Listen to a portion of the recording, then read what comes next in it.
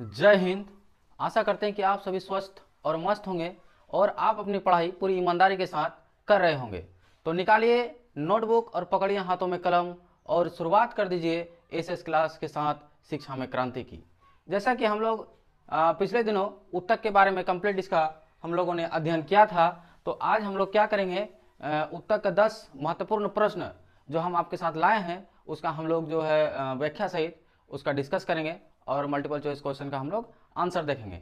उससे पहले मैं कहना चाहूँगा कि इतनी सी बात हवाओं को बताए रखना, इतनी सी बात हवाओं को बताए रखना, रोशनी होगी चिरागों को जलाए रखना, और लहू देकर की है जिसकी हिफाजत हमने, ऐसे वतन को सीने में बसाए रखना, सीने में बसाए रखना। तो चलिए हम लोग स्टार्ट करते हैं उत्तक से 10 मल्टीपल चॉइस प्रश्न। तो देखिए आज का पहला प्रश्न है कि एक विशेष कार्य करने वाले समान कोशिकाओं के समूह को क्या कहते हैं। विशेष कार्य करने वाले, अगर इस तरह का प्रश्न आ जाए कि विशेष कार्य करने वाले कोशिकाओं के समूह को क्या कहते हैं, तो इसका आंसर हो जाएगा उत्तक। इसका आंसर हो जाएगा उत्तक, क्योंकि हम लोगों ने देखा था कि जितने भी जीव जंतु है उसकी संरचनात्मक और क्रियात्मक इकाई जो है वो कोशिका है। कोशिका जीव की सबसे छोटी संरचनात्मक और क्रियात्मक इकाई है। इन कोशिकाओं से उत्तक का निर्माण होता है, उत्तक से हमारा अंग बनता है, अंग से अंगतंत्र, इसके बाद शरीर का निर्माण होता है। तो विशेष कार्य करने वाले समान कोशिकाओं के समूह का नाम हो जाएगा उत्तक। अगला प्रश्न है कि उत्तकों का अध्ययन विज्ञान की जिस शाखा में किया जाता है उसे क्या कहते हैं। तो देखिए जो साइटोलॉजी है इसमें हम लोग क्या करते हैं, कोशिका का अध्ययन करते हैं। हिस्टोलॉजी में हम लोग उत्तकों का अध्ययन करते हैं। माइकोलॉजी में कवक का अध्ययन करते हैं और फाइकोलॉजी में हम लोग शैवाल का अध्ययन करते हैं। आज का तीसरा प्रश्न है कि हिस्टोलॉजी शब्द का सर्वप्रथम प्रयोग किसने दिया। देखिए जो मोर्गन है, उत्परिवर्तनवाद जो है, उत्परिवर्तन के सिद्धांत का खोज जो है मोर्गन ने किया था। मेंडल जो है वंशानुक्रम का सिद्धांत दिया था। ए मेयर, इसका सही आंसर हो जाएगा ए मेयर। ए मेयर क्या कहता है, हिस्टोलॉजी शब्द का सर्वप्रथम प्रयोग किया था। जैसा कि एसएस क्लासेस ने आपसे वादा किया था कि एग्जाम में आपके एक भी प्रश्न नहीं छूटेंगे, तो आज उत्तक से भी एक भी प्रश्न आपके एग्जाम में नहीं छूटेंगे। ये हम लोग का जो उत्तक चैप्टर है, ये जो है हम लोग जंतु उत्तक के बारे में हम लोग मल्टीपल चॉइस प्रश्न कर रहे हैं। बाद बाकी जो है पादप उत्तक, उसके बारे में हम लोग उसका अध्ययन करने के बाद उसका मल्टीपल चॉइस प्रश्न करेंगे आगे के हम लोग चैप्टर में। तो पादप उत्तक से ये प्रश्न चल रहे हैं, जंतु उत्तक से ये प्रश्न हम लोग का चल रहा है। आज का अगला प्रश्न है कि सभी जटिल प्राणियों का शरीर कितने प्रकार के आधारभूत उत्तकों का बना हुआ है।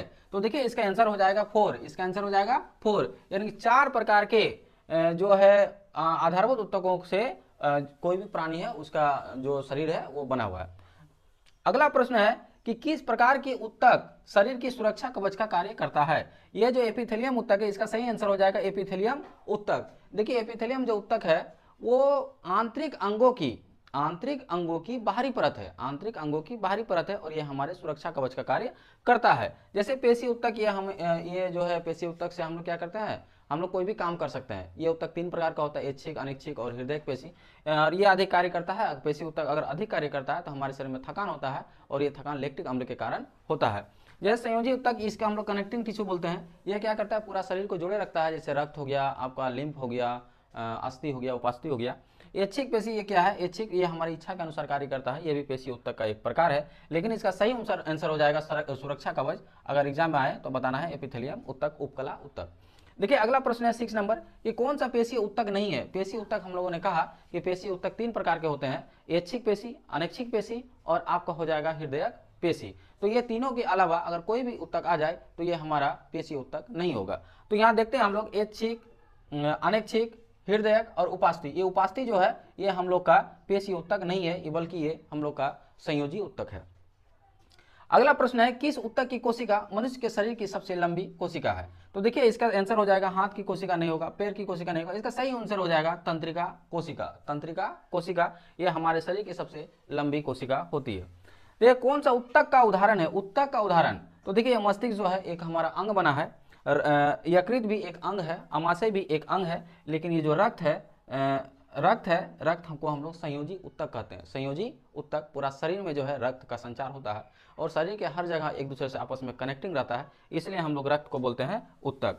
तंत्रिका उत्तक की इकाई क्या है। तो देखिए तंत्रिका उत्तक की जो इकाई है यह है न्यूरॉन। तंत्रिका उत्तक की इकाई को हम लोग बोलते हैं न्यूरॉन। अगला प्रश्न है 10 नंबर आज का है कि जन्म के बाद मानव के किस उत्तक में कोई कोशिका विभाजन नहीं होता है। तो इसका सही आंसर हो जाएगा तंत्रिका। देखिए तंत्रिका जो उत्तक है, जन्म के बाद मानव के जो उत्तक है, तंत्रिका उत्तक, इसमें कोई विभाजन नहीं होता है। हम लोग जब कोशिका चैप्टर पढ़ रहे थे तो हम लोगों ने बताया था कि तंत्रिका ऊतक जो है हमारे मस्तिष्क में पाया जाता है और इसका विभाजन नहीं होता है। तंत्रिका ऊतक का कोई विभाजन नहीं होता है। हम लोगों ने इसका आज 10 प्रश्न देखे हैं और इसका आगे के हम लोग जो दिन रहेंगे, मैंने अगला जो बनाएंगे हम लोग ऊतक चैप्टर से जो मल्टीपल चॉइस प्रश्न बनाएंगे, इसका आगे का प्रश्न बनाएंगे। तब तक के लिए आप हमसे जुड़े रहें और हमें आप अपना आशीर्वाद स्नेह देते रहें। तब तक के लिए फिर से आप सभी को एक बार जय हिंद।